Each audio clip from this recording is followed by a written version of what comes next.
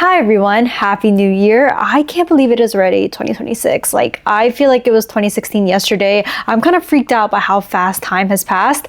But anyways, one of the first things I did this year was make a list of my most anticipated book releases, especially across the fantasy and sci-fi genres. And today I wanted to share some of those anticipated releases with you. So for the structure of this video, I'm going to talk in depth about like my top 10 most anticipated book releases, and then I'm going to rapid fire through like another 15 that I'm also interested in.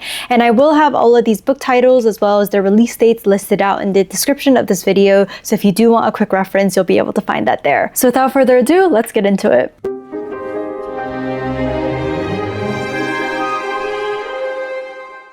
Alright, so this first book I've technically already read an early copy of, but it was so good that I still wanted to talk about it in this video. But it is The Poet Empress by Shen. And this is a debut fantasy kind of inspired by historical China that follows a rice farmer turned concubine who must survive the dangers of court and compose the most powerful spell of all to save herself and her nation. If you're someone who likes C-dramas, if you're someone who liked like The Poppy War by R.F. Kuang, I think you will very much like this one as well. That said, I will say I've been kind of confused by the marketing of this book because it's been marketed as like a romantasy, and it is technically published under Bramble, which is like the romance and romantasy imprint at Tor, but it is very far from a romantasy. It's very much like a dark and gritty fantasy. It's pretty brutal, it's pretty graphic, so I do want to make those expectations clear for anybody who is like interested in picking up this book. If you're someone who likes morally ambiguous characters, and I mean like truly morally ambiguous, I think you will really appreciate the character work in this story. There were so many times where I was like, I'm not sure who I should be rooting for, and I love that. I was crashing out so hard by the end of this book, and this is a standalone fantasy, so you do get that complete story in one book.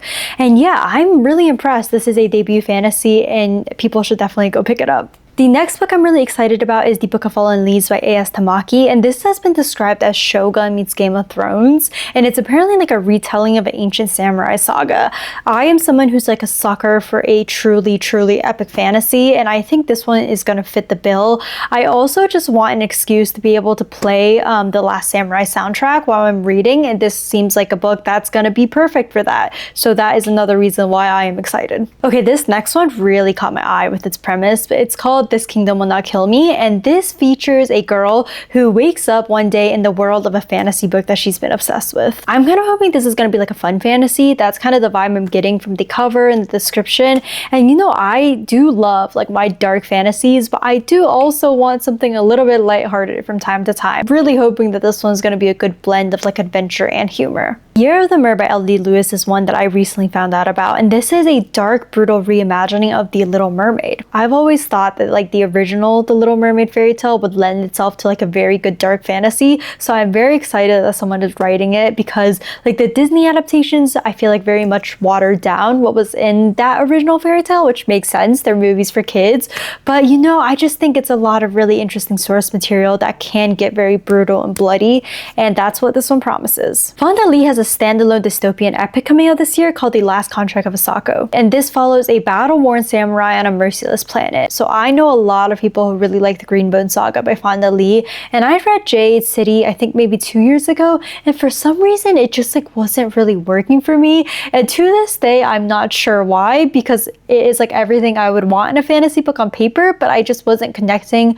with the writing or the characters. But I really want to give Fonda Lee's writing another chance, and I'm really hoping that The Last Contract of Isako will be a book that I really like. This next one I found out about like a week ago, but it's called The Franchise by Thomas Elrod. So this one is described as Game of Thrones meets The Truman Show, which first of all is such like a fascinating combination of comps, but it is set in this Hollywood-owned fantasy world where nothing is as it seems, and people live and die at the studio's whim. And this, I believe, is a standalone novella, and I'm just super curious about what this story is going to be. Veronica Roth also has a new book coming out this year called Seek the Traitor's Son. This is the start of an epic romantic dystopian fantasy series in which people worship like this deadly fever that blesses half of its victims with mysterious gifts. It is a story about duty, fate, and prophecy, and I am someone who has enjoyed like Veronica Roth's recent works like the Curse Bearer duology, and I'm also someone who was very much obsessed with the Divergent trilogy, as many of us were in the early 2010s.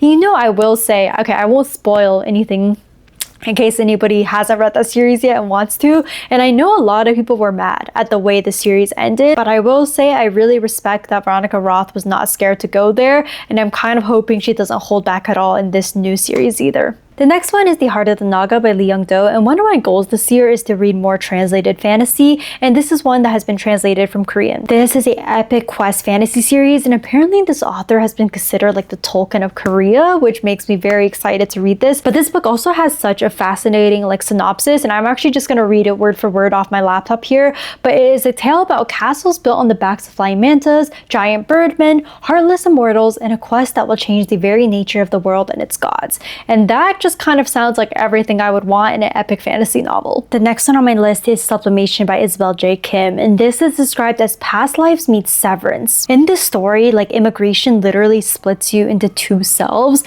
which I think is just such a fascinating concept, and also one that's very original. Like I don't think I've read any sort of book that's been kind of along those lines before in the fantasy and sci-fi genres, so I'm super excited to see kind of how the story plays out in this one. And this last one in my top 10 was announced like 2 days ago at the time that I'm filming this, but it is Mortal Things by Marie Lu. So I really loved Red City by Marie Lu, which was her adult debut that was released in 2025, and I also really loved the Legend series in middle school. The way Marie writes just like tickles my brain. It's so engaging, and I'm so excited that she's going back to YA as well.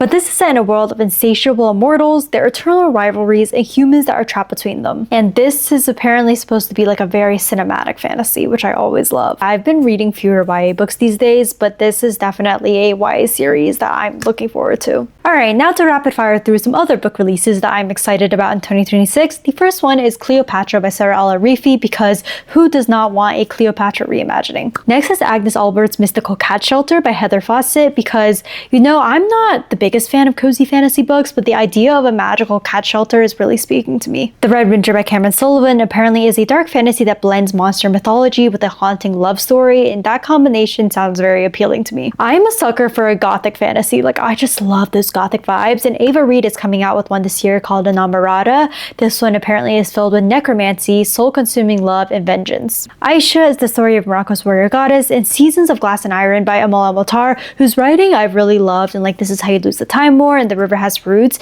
is a short story collection that features gleaming worlds and fairy tales with teeth. Honor and Heresy is a gothic dark academia fantasy. I always love me a dark academia fantasy. And The Girl with a Thousand Faces by Sunyi Dean is a gothic tale set in historical Hong Kong filled with ghosts and grief. Olivia Blake and Little Chmura have come together to release a graphic novel this year called Clara and the Devil. And this graphic novel series will apparently explore artistry and power through the temptation of the 7 deadly sins. We Dance Upon Demons by Vaishnavi Patel is another standalone fantasy that has really caught my eye for its intriguing premise. But this is about a burnt-out reproductive healthcare worker who fights back against escalating attacks on her clinic and malevolent forces that are after her newly obtained power. I don't know much about the plot of The Arcane Arts by S.D. Coverley, but it's been described as Saltburn meets Babel, which to me is a fascinating combination. The Raid Shadow Orphans by Naomi Ishiguro is the start of a new fantasy series inspired by Japanese folklore and Studio Ghibli, which I love. This next one was one that I also found out about recently, but it is Green City Wars by Adrian Tchaikovsky. It is described as like Redwall for adults, and I